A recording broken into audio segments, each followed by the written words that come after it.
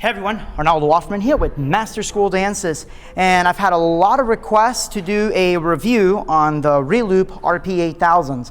Now, part of the reason that I've been requested to do this is because I've been working for almost 2 years now modifying my Technics, doing custom LEDs. I even had a whole schematics and everything done to make my Technics DMXable, meaning that I could actually control the lights via DMX wireless, and had a whole bunch of stuff ready for it, custom paint job that I've already done, and all sorts of great stuff. And then out of nowhere, I switched to the Reloop RP8000s. And one of the things I was asked is, why did I switch? And what do I think? I'm not using the great Techniques anymore, so how's the experience? Well, first of all, the reason that I switched is because I went to my local DJ store and they had these and I played with them and I'm like, I love these. These are great. I mean, they feel exactly the same, okay, as far as the construction, right? Nice, solid metal construction. The big difference is that this part isn't open. Now, if you use the Techniques, you know that this whole part would be open.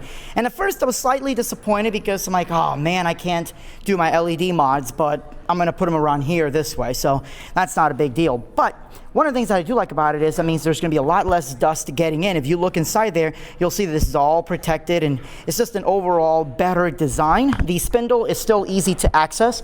Those of you that use turntables for a while know that the spindle wears out after a while, no matter what brand. Well, they made it just as easy as Techniques. You have the 3 screws and it comes right off. The platter looks almost identical. It has a little bit more weight to the platter. This is like a nice rubber surround underneath. Mine was not rubber. I think it was the ceramic one that I had underneath my platter, but this one has a little bit more weight to it. And it tracks a lot nicer as far as if I bump into it, my turntable doesn't skip. Now, as far as the overall actual feel, again, it's exactly the same, but they've improved on a few things. The very most obvious thing is, of course, your MIDI controls, and right out of the box, they do work with Serato. Virtual DJ actually had a chance to work with one of the guys there, and we now have a mapper that's available for Virtual DJ 8, so that's pretty good that they actually made it work compatible. And on Virtual DJ, the user button, they mapped it to be on the slicer, and it works pretty well. It even, counts down for you and everything, so it does a great job of that. So again, you have your obvious set, you have your track search, which I mapped it to do other things, but again, you have your track search that you can also push. Your on-off button is recessed, just like on the newer Techniques, but for those of you that really like the whole battle style position like I do, your start and stop is on either side. So I don't have to reach over here to start and stop it.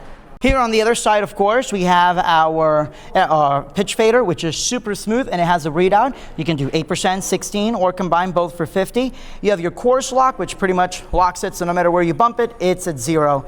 The response from this to the turntable is instantly, just like on the Techs. But what's really exciting is that you can actually control your torque settings and how fast or slow it starts up. And we're gonna go over that in just a second because there's a couple really cool things I wanna show you about that. You also have your reverse button, so if you wanna do some really neat tricks, you do have the reverse, or if you would like to hear satanic messages in your music, this is the perfect way to do it. Now, just like on the Techniques, of course, the tone arm balances the exact same way, and I am using a Techniques head shell, so you're not stuck with its own special brand of head shells. You can use a standard Techniques OEM head shell. I'm going to show you something I like about this torque and the start and break. Now, if I take this all the way to 6 seconds, and it actually shows you right here as well, it's got a very slow stop. Likewise, it would have a slow start. It says 6 seconds, but it's definitely longer than that.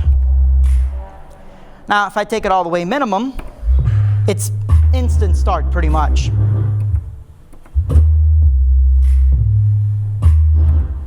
It stops right on the beat and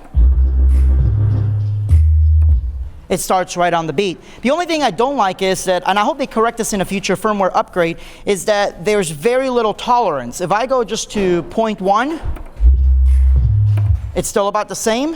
If I go to 0.4, it's more like a second. So they really need to fix that part, but that's okay, I can live without it because I don't usually use that anyways. Next, let's go over the torque. Right now it's on classic mode, which basically means the feel that the Techniques have for the most part.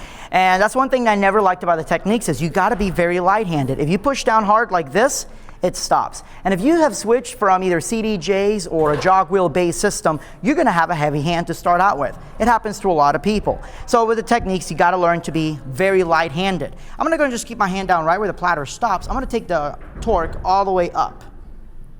And now I'd have to really push down to get it to stop. This basically means that I can easily hold down and it's not going to slow down the platter overall. Now by taking a torque all the way up and minimum on the start and brake, again, I do get that instant start feel.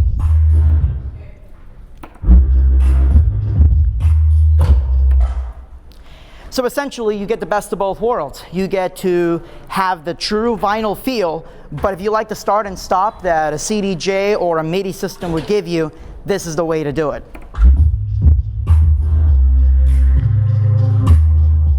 Let's talk again about the MIDI functionality, because this is where the turntables really shine, and there's a couple extra modes. First of all, they are USB for the actual MIDI control, of course, and you can link one to the other. And when you start it up, you'll see the one turntable will say 1, 2, 3, and 4, whichever. It'll basically tell you which turntable in the chain it is, which makes MIDI mapping super easy. But again, if you're using Serato DJ or if you're using Virtual DJ 8, they've already mapped it, and I believe they have a mapping for a tractor as well. That I don't know, you have to ask them about that.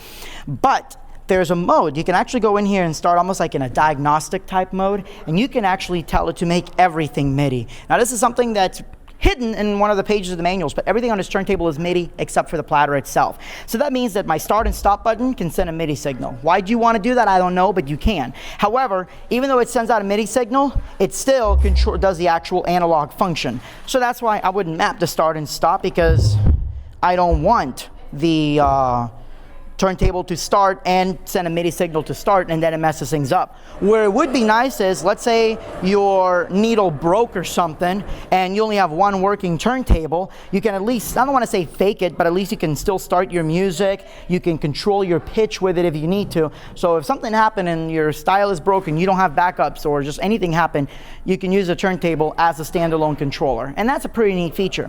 But where it gets really cool is, again, I don't need the, the Coors Lock button to do anything. I don't need this to be MIDI mapped to anything, so it's just, the notes are going nowhere. But the pitch will actually work as MIDI control, which is really cool, because those of you who have seen my stuff or have seen my videos know that I don't use analog pitch. I actually have these two faders to be my pitch faders, because I don't use Serato, so I can do that. That's just my choice. I like MIDI pitch faders because it's much faster for the way that I mix. So now with this, I can have the best of both worlds. The only thing that they did not do, which kind of upsets me, is, again, if I bring this pitch up, all the way up, then it also moves the platter up. So it gives me an incorrect reading, and it can mess up when I'm mixing by mixing MIDI with analog pitch at the same time. So you would think, okay, well, let's just hit the Coors Lock button so it doesn't change the platter. Unfortunately, once you hit the Coors Lock button, it stops outputting a MIDI signal only out of the pitch. And I've asked them about that. They said that that might be, fixed or updated in a future firmware, which would be great, because that means if I have my Coors Lock off, I can do analog mixing, and if I have Coors Lock on, then I can just do like I do right now. Which again is huge for me. I do a lot of open format, hip hop, EDM, reggae, you name it. I've spun it, so having the MIDI is just a really nice feature for me that I like. Hopefully they'll get that fixed soon, but other than that, it's great. Even without the pitch, it's instantaneous.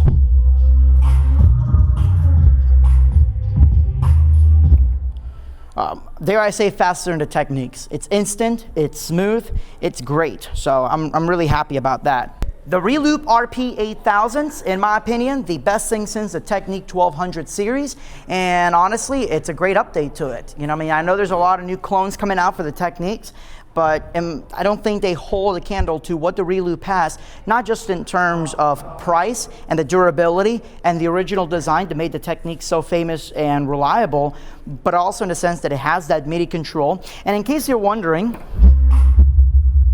actually, here, let me do this here. There we go. So right now I'm mixing, I'm hitting the buttons, and it's not causing, I'm pounding on them like a slicer, and it's not making it bounce around. So it is kind of nice that they made it, well padded, or I guess well insulated, that when I hit the buttons, it doesn't send everything else going crazy. So Reloop RP8000s. I promise you can't go wrong with these. They've done an amazing job. So thank you guys for checking out the video. My name is Ronaldo Offerman with Master School Dances. Any comments? Leave them below. Make sure to subscribe, like the channel. Thank you so much. Good night and God bless.